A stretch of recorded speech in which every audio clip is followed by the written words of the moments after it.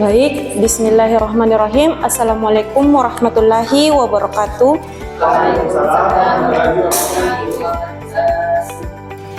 Baik, salam serta salawat telah kita sampaikan kepada junjungan kita Nabiullah Muhammad Sallallahu Alaihi Wasallam. Hari ini kita akan belajar dengan mata pelajaran biologi dengan materi struktur dan mekanisme pernapasan manusia. Sebelum itu saya akan mengabsen anak-anak sekalian. Kalau saya sebut namanya, sebut warna yang anak-anak tidak sukai. Baik, Sri Wahyuni, Ririn Saskia,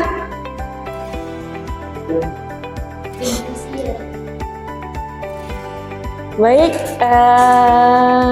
Nur Indasari, Herayani, Hendra,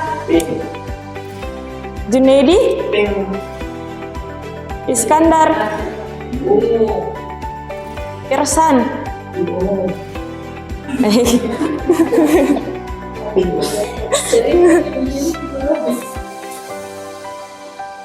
baik, kita masuk di materi struktur dan mekanisme pernapasan manusia. Baik, adapun tujuan pembelajaran kita hari ini mengidentifikasi organ pernapasan manusia, menjelaskan fungsi masing-masing organ pernapasan manusia, menjelaskan mekanisme inspirasi dan ekspresi dengan benar. Baik, ada yang tahu apa itu sistem pernafasan?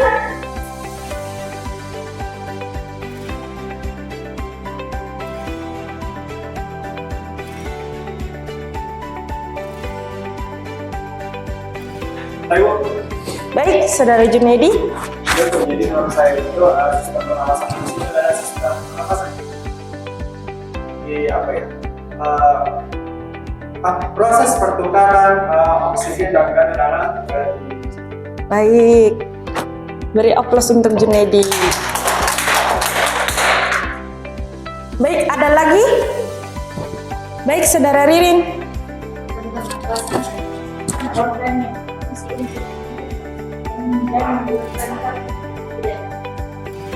Baik, beri aplaus untuk Ririn juga.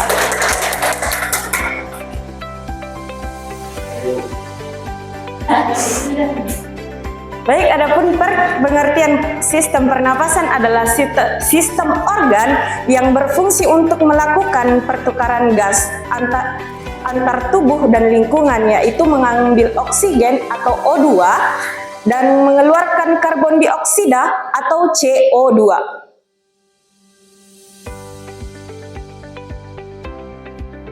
Baik, adapun struktur pernafasan yaitu ada rongga hidung, faring, laring, trakea, bronkus, bronkeolus, dan alveolus. Seperti yang digambar ini. Baik, adapun pengertian hidung merupakan pintu masuk udara. Di sinilah udara disaring, dihangatkan dan dilembabkan sebelum masuk ke paru-paru. Baik, adapun pengertian faring yaitu saluran yang menghembuskan rongga hidung dengan laring. Laring berfungsi sebagai saluran udara sekaligus tempat pita suara sehingga kita bisa berbicara. Trakea berfungsi mengeluarkan udara ke bronkus. Struktur cincin tulang rawan pada trakea menjaga saluran ini agar tidak mudah tertutup.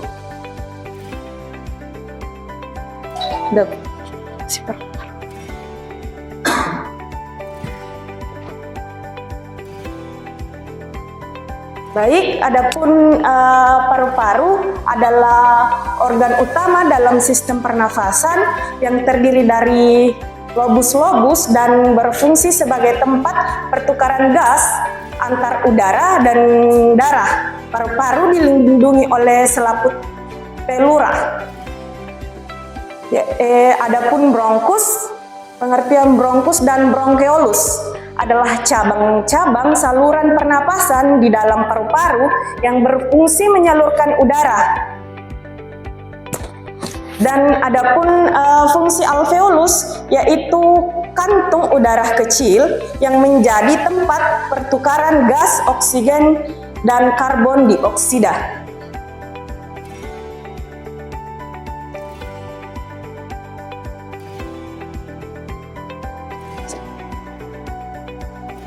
Baik, kita bisa menonton proses sistem pernapasan. Pernahkah kamu berpikir bagaimana kita bisa bernapas? Mari kita jelajahi perjalanan udara di dalam tubuh kita. Inilah struktur anatomi pernapasan manusia yang luar biasa. Perjalanan dimulai dari saluran pernapasan atas. Udara pertama kali masuk melalui hidung, di mana ia disaring dan dihangatkan oleh rongga hidung. Setelah itu, udara bergerak menuju faring, persimpangan antara saluran pernapasan dan pencernaan, lalu melewati larynx atau kotak suara yang menghasilkan suara kita. Selanjutnya, udara melanjutkan perjalanannya ke paru-paru. Udara turun melalui trakea, sebuah pipa panjang yang diperkuat oleh cincin tulang rawa. Di ujungnya, trakea bercabang menjadi 2 bronkus dengan masing-masing cabang masuk ke salah satu paru-paru. Di dalam paru-paru, bronkus terus bercabang menjadi saluran yang lebih kecil lagi yang disebut bronkiolus. Puncak perjalanan udara terjadi di paru-paru. Bronkiolus berakhir pada jutaan kantung udara kecil bernama alveolus. Disinilah keajaiban terjadi. Oksigen dari udara yang kita hirup masuk ke dalam pembuluh darah, sementara karbon dioksida dari darah dilepaskan untuk kita hembuskan keluar. Dari hidung hingga ke alveolus, sistem pernapasan kita bekerja tanpa henti untuk menopang kehidupan. Memahami struktur ini membantu kita menghargai setiap tarikan napas yang kita ambil. Proses sistem pernapasan pada manusia. Proses mekanisme pernafasan dibagi menjadi 2, yaitu mekanisme inspirasi atau menghirup nafas. Diafragma berkomunikasi dan menjadi mendatar. Tulang rusuk terangkat sehingga rongga dada membesar. Akibatnya, trakea udara di paru-paru menurun dan udara dari luar masuk ke paru-paru. Adapun mekanisme ekspirasi atau menghembuskan nafas, diafragma berelaksasi dan melengkung ke atas, rongga dada mengecil, tekanan udara meningkat sehingga udara keluar dari paru-paru.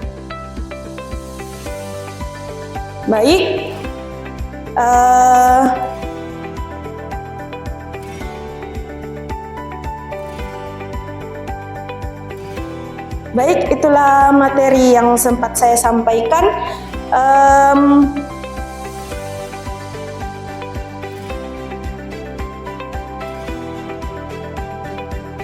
Dari pernyataan mekanisme pernafasan, benar atau salah, pada saat ekspresi otak diafragma berkontraksi untuk mendorong udara keluar.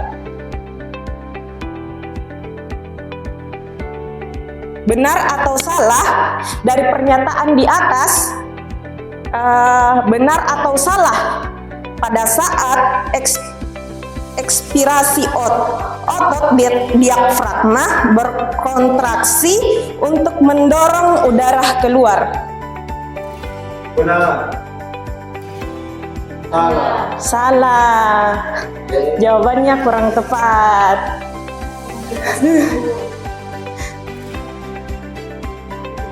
Jawabannya salah.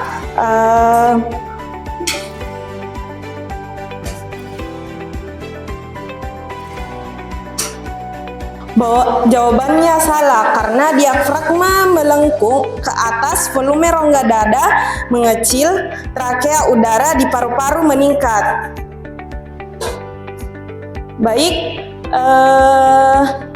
itulah pemaparan materi terkait sistem pernafasan. Ibu mau bagikan kelompok, ada tugasnya.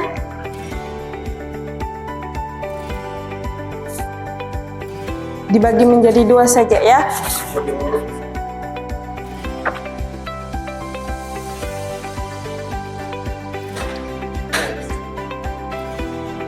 Ibu beri waktu 5 menit untuk menjawab pertanyaan yang Ibu berikan.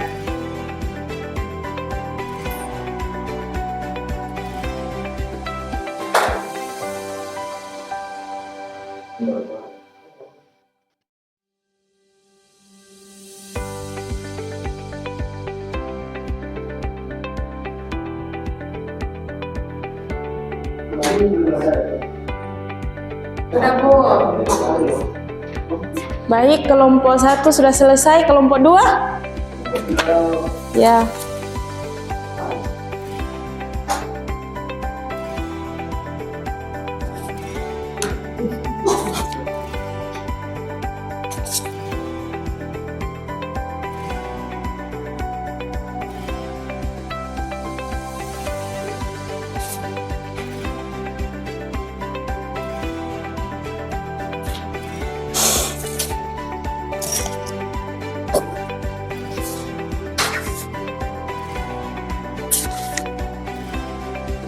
Baik, terima kasih untuk hari ini.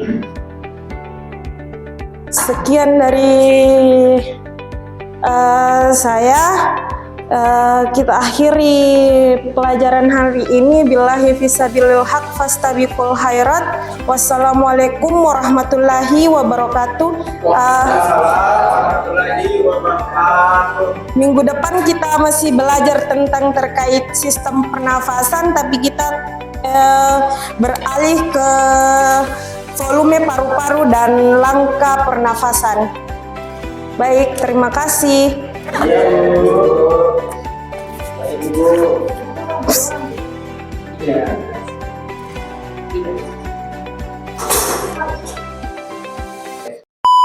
Oke teman-teman, terima kasih sudah menonton videonya.